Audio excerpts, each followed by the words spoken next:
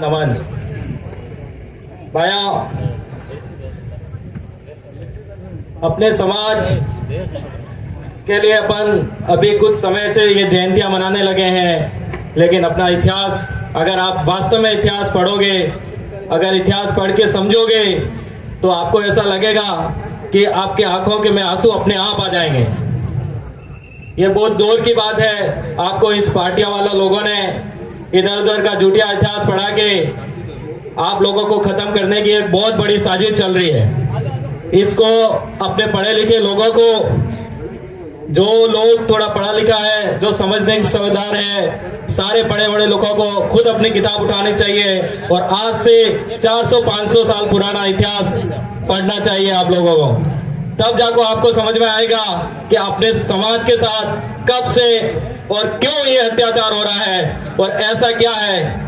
आपने सुना होगा, बहुत सारे वक्ता बोलते हैं कि 5 जनवरी 2011 को एक सुप्रीम कोर्ट का जजमेंट आता है और वो जजमेंट ये कहता है, सुप्रीम कोर्ट का जजमेंट ये कहता है कि इस भारत देश का सिर्फ 8% जो आदिवासी लोग हैं वो इस भारत देश के मूल मालिक हैं। कौन कहता है? यह सुप्रीम कोर्ट कहता है। तो इससे पीछे जो सुप्रीम कोर्ट को कहने का तात्पर्य यही है कि आप लोग, इससे यह साबित होता है कि इस धरती पर, इस सृष्टि पर सबसे पुराना अगर कोई है वंश या कोई कम्युनिटी तो वो सिर्फ भील है। भील है। इसका मतलब ये हुआ कि इस देश में, अपने इलाके में, इस इलाके में सबसे पुराना अगर कोई रहने वाला है तो वो भील है। इसका मतलब ये हुआ कि सबसे ज्यादा अगर कोई इस इलाके में रईस होना चाहिए था, सक्षम होना चाहिए, तो अपने लोग होने चाहिए, लेकिन ये हुआ नहीं। इससे पीछे 2-3 मोटे मोटे ये कारण है कि सबसे ज्यादा आजादी के समय, जब देश आजाद नहीं हुआ था, उस समय मेरी कम्युनिटी भील के पास इस इलाके में 65% जमीन थी। 65% जमीन थी।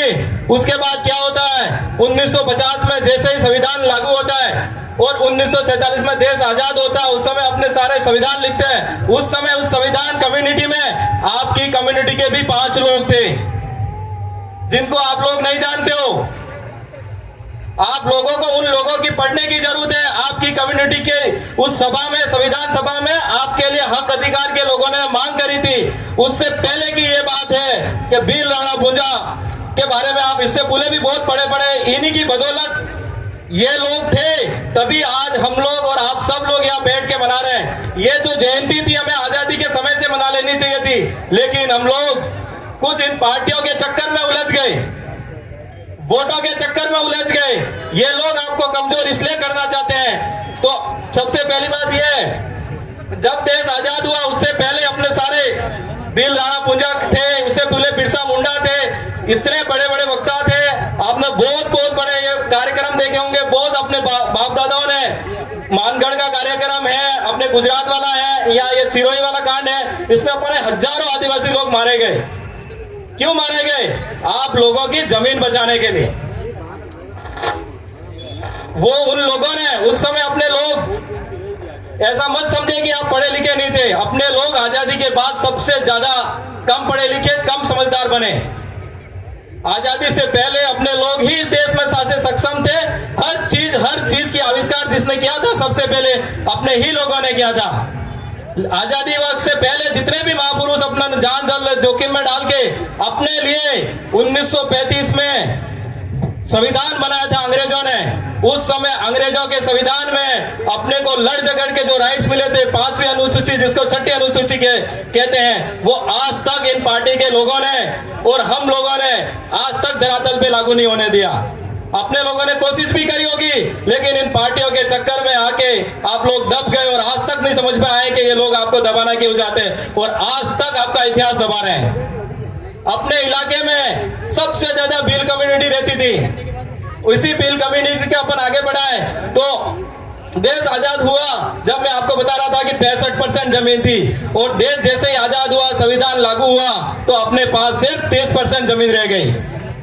वो जमीन कहाँ गई? 35% जमीन आपके सरकारों ने ले ली। वन विभाग का कानून लागू हुआ, उससे पहले, आजादी से पहले अपने इलाके में एक इंच जमीन भी किसी की नहीं रही थी, सारी भीलों की जमीन थी इस इलाके में। और आज भी सुप्रीम कोर्ट ये कहता है कि भीलों के इस अनुच्छेद क्षेत्र में जितनी भी जमीन है किसी सरकारी की नहीं है, आप लोगों की है। इसलिए ये लोग आपके जो 1935 में जो आपको संविधान में जो हक अधिकार मिले हैं, इस देश का आपको मालिक बताया है, इस वजह से ये लोग आपको खत्म करने के लिए आपकी संस्कृति पे सबसे पहले अटैक कर रहे हैं, आपकी पूजा पद्धति पे अटैक कर रहे हैं, आपकी संस्कृति पे अटैक कर रहे हैं, पूजा पद्धति पे अटैक कर रहे हैं और आपकी धार्मिकता पे भी अटैक कर रहे हैं। इसका कारण यह है कि जो संविधान में राइट्स मिले थे, आपकी पूजा पद्धति रहेगी, आपकी धार्मिकता रहेगी और आपकी संस्कृति रहेगी, तभी जाको ये फायदे आप सब लोग आरक्षण के फायदे उठा सकते हो। अगर ये चीज आप नहीं बचा पाए, आप पूर्वजों का इतिहास नहीं बता पाए, अपनी विवाह पद्धति, अपनी पूजा पद्धति और धार्मिकता नहीं बचा पाए, तो आपके ये राष्ट्र स्वतः ही खत्म हो जाए। ये विरोधी लोग ये सारी चीजें जानते हैं, इसलिए ये सारा आपका इतिहास मिटाने पे तुले हैं। इसलिए आप लोगों को इस मंच से, इस दक्षिणी राजस्थान में सिर्फ एक ही ऐसा मंच है जहां पर आपको सच्चा इतिहास पढ़ाया जाता है। मैं तो ये समझता हूं कि आप लोगों को सबसे पहले अपने ये ध्यान रखना चाहिए, देश में 3 शिक्षा होती है। एक अपने स्कूल में बच्चा जब पैदा होता है तो माँ बाप सिखाते हैं, दूसरी बंदा स्कूल में सीखता है, तीसरी होती है सामाजिक शिक्षा। ये तीनों शिक्षा आप समझने में सक्षम हो जाओगे, उस दिन आपको कोई नहीं डरा सकता। और आपको इतने सारे अपने पूर्वजों ने राइट्स दिए हैं, आप तो मैं ये कहता हूं यहाँ जितने भी वक्त आएंगे आपको अच्छा अच्छा ज्ञान देंगे।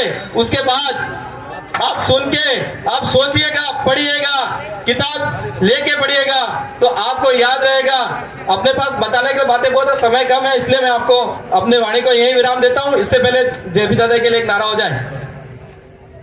जब तक सूरज चांद रहेगा, जगदीश भाई का नाम रहेगा, जब तक सूरज चांद रहेगा, जगदीश भाई का नाम रहेगा। जय जोहर का नारा है, भारत देश हमारा है। जय जोहर का नारा है, भारत देश हमारा है। राणा पूंजा बिल हमारे, राणा पूंजा बिल हमारे। जोहर, हार्दिक जोहर बहुत ही ओजस्वी अंदाज में।